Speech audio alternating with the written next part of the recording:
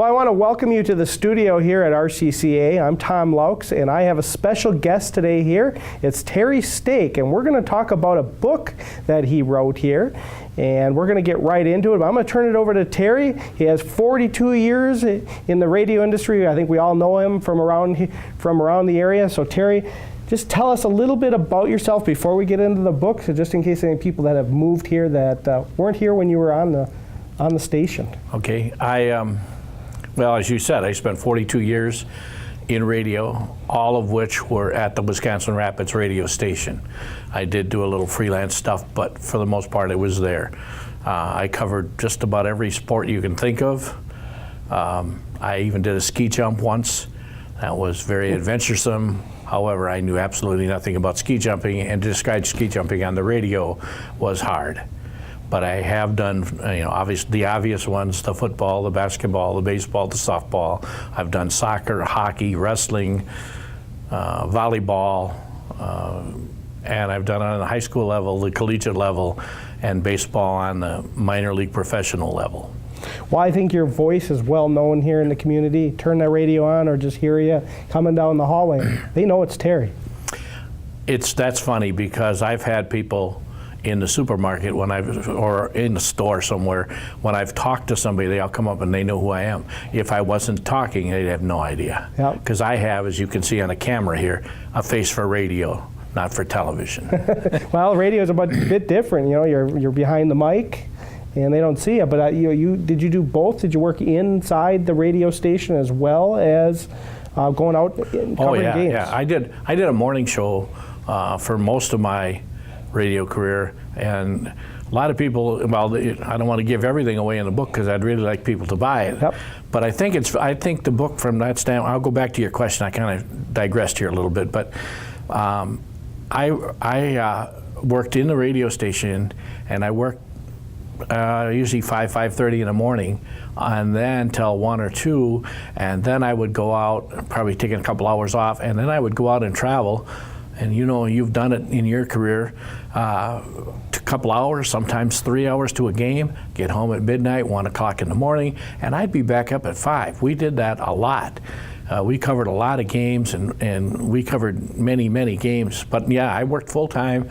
I had a morning show from 6 to 9. We talk about it in the book. I also worked in sales, so I sold advertising for radio. I did that from, say, 9:30 until 1:30, 2 o'clock, and then back doing ball games. Summers were a little easier, obviously. Oh, definitely. Are you one of those people that like it dark early on, because a lot of times you're working and it's summer outside? No, I don't think that mattered. I don't think that ever mattered. But there were many, I kind of liked it when in the spring of the year toward tournament time, when you actually could travel to a game in the daytime. Go into the venue for a tournament games hour 7 o'clock, go into the venue, and it would be light outside when you went in, at least, instead of leaving your house almost in the dark to go to a game. Well, I have Terry Stake here in the studio. We're going to talk about this book, Looking at the Beams. It's a book that he wrote 42 years over at WFHR, his career as a radio broadcaster. We're not going to give everything away from the book because we want you to purchase the book. But Terry, why did you write the book? Sometimes I wish I hadn't. Okay, when I was getting ready to retire, near the last month or so there, I had a couple of ladies who were there that were guests on our radio show, and they said, we tell stories or whatever, and they said, you ought to write a book about that. Well, I didn't really think too much about it, and then that winter, my first year off, going from a schedule of working probably 16, 17 hours a day to working no hours a day, there was a little boredom set in. And I thought, okay, I'm going to try to write this book. Well, I took made an outline and did all that, and I started to write it, and then I realized that it was a lot harder than I thought it was. But the second winter, after I retired, I decided to continue, and I kind of sort of got it done. And then I kind of went to the point where I was, okay, I either got to do it now or just throw it away. And I was about ready to throw it away and say, I'm not going to do this because I don't know enough. I've talked to publishing companies, and they take an awful lot of your money and don't give you much in return. And I ran into a lady actually at the Lowell Center. I think she let me use her name. Erin Woods was her name. And she had written a book, and I think had written a movie. And so she was my guide, my guiding angel as to how to go do it. Well, now I kind of committed. I paid her some money, so I gotta do this. So then I did it, and then to find out all the things, all the permits and all the copyrights and all the things you gotta do and all the money you gotta spend. I don't keep on bringing money, but it is part of the deal, you know. And then finally I kind of went to where, okay, I've got too much invested. It's kind of like playing poker, you know. You got a bad hand, but you're pot committed, so you better just go all in. And that's kind of the history of the book. Well, the book, Looking at Beams, and I think you chose a great picture. Tell us a bit about why you chose that picture, maybe what year this was. The year's 1993, because I blew up the picture enough to know that that calendar in the background is 1993. And that was my desk. And back in the day when I was working doing sports, I said I was also in CIS, I had to wear a tie. I was the last guy at the radio station to get a computer, so I still had a typewriter. And it just kind of showed what, I mean, that kind of showed what I did. I wore the coat and tie because I was in sales. I had the sports stuff in the background, and that was my desk. That's kind of why I chose that picture. The one on the back of the book, I used to do remotes. That also happens to be, you know, I figured it's kind of just the other side of me. The inside part of the book is more about sports and the morning show and interesting travel and all of that. Let's talk about the people that you met. You met so many people along the way, so many athletes.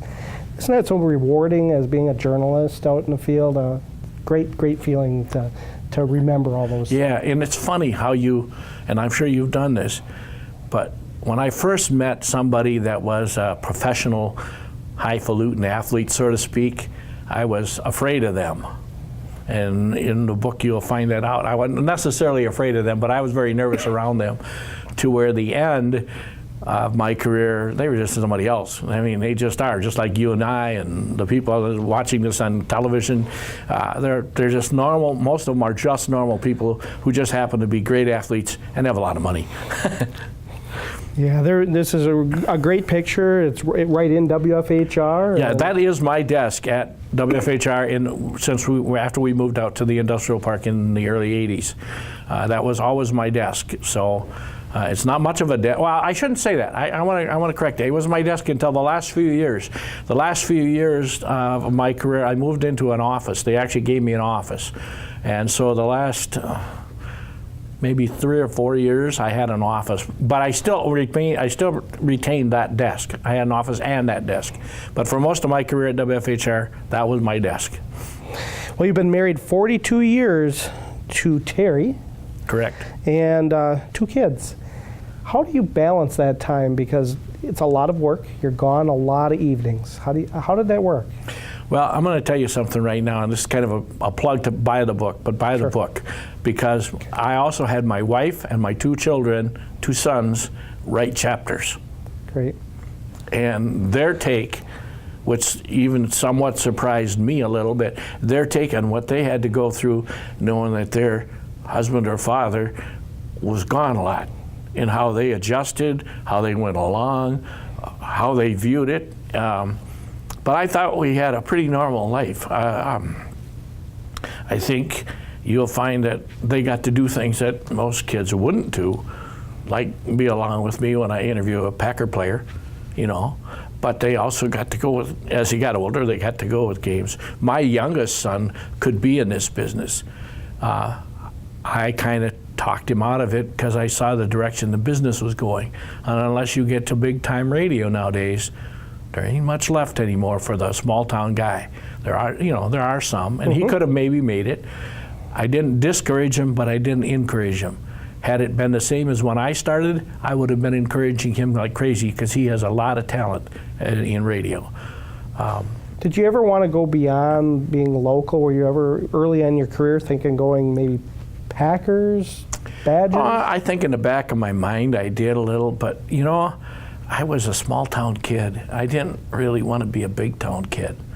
I liked to go out in the woods to hunt and to fish. I liked to be able to go. There wasn't a lot of time to hunt and fish, but I didn't have to go very far, so I could go within an hour and go for an hour. If I would live in a big city, that was going to be totally out. If I was going to travel, all the travel it took to be a brewer announcer or to packer announcer, I think we all had that. We're in the business, so yeah. I think I would have liked to try it if the Milwaukee Brewers or the Green Bay Packers or the Milwaukee Bucks or I don't care who would have come up and said, would you be our play-by-play guy? When I was younger, I'd have probably said, wow, yeah, sure. And maybe even later in my career, I'd have said, but did I pursue it? No. Well, I have Terry Stake in the studio here. We're talking about his book that he wrote here.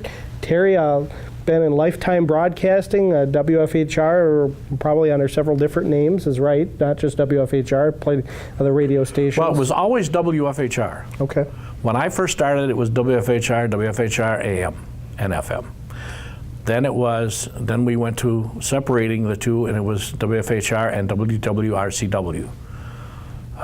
And then our FM station went from WWRCW to WWRW, I should say, to WRCW. And I guess now, but I'm not there anymore, obviously, but now I think it's also WLJY. Okay, sure. Well, you've been retired now almost a little over 2 years, is that right? Almost 5. Wow. It'll be 5 this summer. Okay. Mm-hmm. Well, you've been out, you were out after retirement doing some work for the radio stations. Mm-hmm. Do you get a chance now to do a little more ice fishing and hunting? Do you do any of that? I know you do ice fishing. Oh yeah, I think I get to go more. I get to golf more. It's just something I wanted. I just wish I had the body, the legs that I had when I was 40 to do the hunting and fishing, because there's certain parts of me that don't go very good anymore. So the hunting doesn't always go as good as it used to. Well, the ice fishing is good this year. Well, let's talk about if somebody wants to get this book here, how do they go about that? Okay. One thing I'd like to say just before I could do that is the foreword was written by Jay Wilson. If you see that on there, I don't know if you can see it or get close enough. I don't know if a lot of people realize he's a big-time guy. Jay Wilson is, if you watched high school basketball in the year, he was the main man on the WIA high school basketball games. He's out of Madison. He switched stations about 3 or 4 or 5 years ago, and that caused him not to be on there. But you see him now on the Big Ten Network. You see him on ESPN. Jay Wilson started working for me. His first job was working for me doing weekends and vacations. And so that's why he wrote the foreword. His real name is not Wilson. He is from this area, though. He was an Assumption High School boy. He went to Assumption High School. I don't think he'd care if I said his name. His name was Whiffley. And Jay became a big-time announcer. And he was just really overwhelmed when I asked him to write the foreword. He thought it was really nice, and I thought he wrote a very nice foreword. But anyway, to get the book right now, it's only available through me. You can call me on my cell phone, 715-421-6567. I have a web page, which I think you had on your computer there, which is www.lookingatthebeams.com. Usually, if you use the Google search engine, it was coming up on the first page. I don't know if it still is. Yep, it was right up there. Okay, so that search engine, I know it comes up on the first page. Through that, there is an online store through PayPal that you can order it. If you don't like to do that, just email me, TWOTS, and it's all available on my. I have a business card there too, but that's how you can get it. Plus, the radio station does have a few copies, and they are able to sell or will sell them for me. Well, it looks like there's a lot of neat things in here. Tells you about your travels, your challenges, some of the games that you have done. I don't want to let it out. I want people to buy that. Yeah. But I think this is going to be really interesting to look back all the way to the 80s and 90s. Well, if I'd have known I was going to write a book, Tom, I would have taken a lot better notes than I did, and I probably would have had a lot more pictures than I did. And you'll find that out in the book as well. When I was an announcer, my philosophy was not to be the announcer. I didn't like to use my name. I very seldom ever used my name in coming back from a commercial break. I didn't say, "Hi, I'm Terry Stake. We're back here." once in a while, yes, I did that. Most of the time, I just say we are. I wanted the focus to be on the kids that were playing basketball or football or wrestling or whatever it was, and I was just the conduit to tell what was happening there, the eyes for the people that were sitting at home. That's the way I wanted it. So I never thought about doing something for me when I did that. So early on in my career in the 70s, there's a lot of things that didn't get in the book that could have, because I just couldn't remember them well enough. Like I had an interview with Jesse Owens one time. That's all I can remember. I had the interview with Jesse Owens. I don't remember enough about it to put it in a book. I do remember some of my Twins, Rapids Twins games. That's in the book. Later on in my career, I had more pictures, and there are 54 pictures, I believe, in that book. And they're interesting travel. There's teams that were state tournament teams or special for some reason. Athletes who stood out for whatever reason, and I know I missed some. There was one that I was just talking to a person about today that was in there that got left on the editing floor someplace. But I broadcast Matt Hanutke's 4th state wrestling championship. He was the first guy ever from Pittsville, Matt was from Pittsville, to win 4 state wrestling championships. I broadcast that. I still have it on tape, but you can't play it because it's on the old cart machines. Those are no longer we can't get the sound off them anymore. I have a whole bunch of sound like that. But I mean, some of that stuff didn't get in there as much as I would have liked because I just never thought I was going to write a book. Even when I was getting ready to retire, I didn't really think I was ever going to write a book. So. Yeah, well, there's going to be a lot of great things in here. They just need to contact you by your phone or go to that website. Yep. Or the radio station. Or the radio station, Looking at the Beams. I was curious how you came up with the name of the book, if you can let us know that. Yeah, and I do tell about the book. You asked me before we went on the air, I had a catchphrase for hockey called "Put the biscuit in the basket." Yep.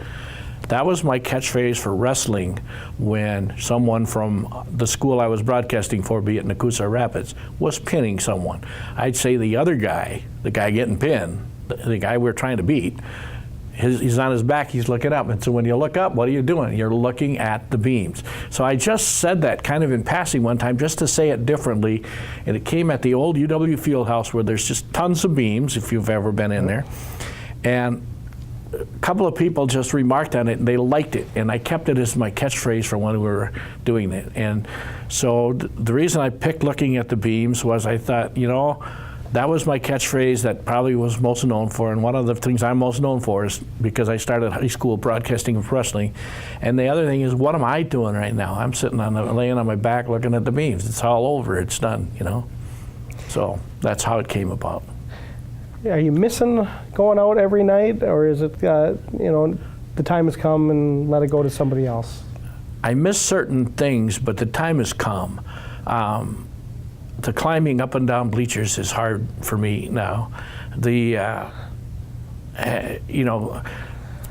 quick supper and then head out, and then get home at 10, 11 o'clock. But if I was actually at the game, if you could just, everybody do everything else for me, just set me down, I'll show up at 7:30 when the tip-off happens and do the ball game, and as soon as the ball game's over, I'm out of there. Yeah, I miss that a little bit, but the rest of it I don't. Just the preparation time. People don't realize you don't just show up and do a ball game. You prep for it. You learn about the other team. You do interviews. You keep score of things. You have rosters and all kinds of different things. So. Yeah, it is a lot of work to do that. Well, I'll probably ask you if you are interested. I don't want to put you on the spot, but we might bring you in here to do some commentary again. We will set you all up at a game and have it all ready for you. We did that with Milt. Milt worked for me too. Yep. Milt's another guy that worked for me back in the day. In fact, he and I broadcast some games together back in the day. So, I guess I would. I've gotten town now. Like you said, I'm almost 5 years out. Yep. So 5 years out changes your view of freedom. Something I never had from that standpoint, especially in the winter months, and now I have. I just don't like giving it up anymore. No, I totally understand. Yeah, I was a news photographer for many years, every night covering games, and sometimes you didn't know about them for maybe an hour before we're going to do this game. Well, that was the life of a journalist. It's not a 8 to 5 job. Never will be. Never is. And it's kind of getting that way a little bit in radio, and that's kind of scaring me a little bit. It's getting to be a little more corporate America, more of an 8 to 5 job.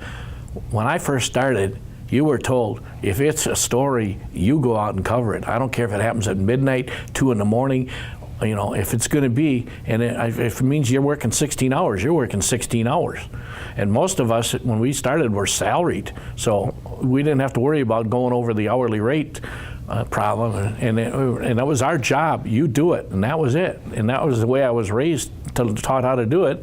I accepted that because that was the job. It's no different than whatever job all the people out there are listening to. When you're expected to do your job, you're expected to do it. Hours doesn't matter. You know, look at a professional athlete. All the hours that they put in, they don't just play 2 hours or 3 hours on a Sunday afternoon. You know, they put in a lot of stuff you never see in training and all that, and that's what radio was. I don't think it's that way much anymore. And I think general media has changed so much. Well, it's so corporate. You know, is it about the story anymore, or is it about the dollars? Yes, it's exactly right. You're exactly right, and that's part. I bring that up. I think the book will bring back a lot of memories for people. It's not a real long read. It's written radio style, not newspaper style. I was never a newspaper person. I had a hard time when I first started writing a capital at the beginning of a sentence. I thought it's an interesting story because when we wrote radio scripts, we hit the caps lock key. Mm-hmm. Everything was written in capital letters, so it was easy to read. And it was never written in sentences. It was written in phrases, because you do not talk in sentences, you talk in phrases. So that's how we wrote. And so when I decided to write this, and all of a sudden I had to hit the capital key and hit a period or a question mark or a quotation mark or an exclamation point at the end of a sentence, that took me a long time. You know, and a comma. We didn't, you know, none of those punctuation things had to be in a radio script. Yeah, you would want to see it on air big as life, too. Yeah. You didn't have time to be looking around. I mean, you wanted to go with it. And I do that now. I write a lot of my stuff in caps. I find it a lot easier if we use a teleprompter. So. Yeah, and we did all caps. I mean, as a cassette, that was quite an experience for me.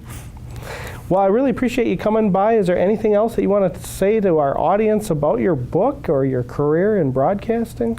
Well, I'd like to say buy it. No, I mean, it would be nice. Sure. I think so far the people that have bought it, that have read it, say it's very interesting. It brings back a lot of memories. And I just think for the people that have grown up with WFHR, and most of them have grown up with me, whether a sporting event that I did or the morning show or whatever it is, whatever contact they had, they read it, they'll bring back a memory. It may not be something specific of a team that they played on our team, but it'll bring back some type of memory of what they had. Everybody tells me that. It really brings back memories. In fact, I had a lady today that never heard me on the radio that bought the book, but she was never a listener.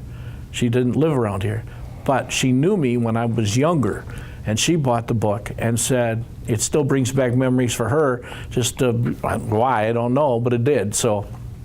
Great. Well, thank you, Terry, for coming by the studio. I really appreciate it. Thank you. Thank you so much. I really think our viewers are going to enjoy the program, and then to get this book, and they just need to give you a call. It's call easy me, as that. And I'm not in the phone book because I only have a cell phone, so it's 715-421-6567. All right, again, looking at the beams, he has a website. You can Google it. It's right there at front. LookingAtTheBeams.com on the broadcasting life of Terry Stake. Well, thank you for joining us, and we'll see you next time.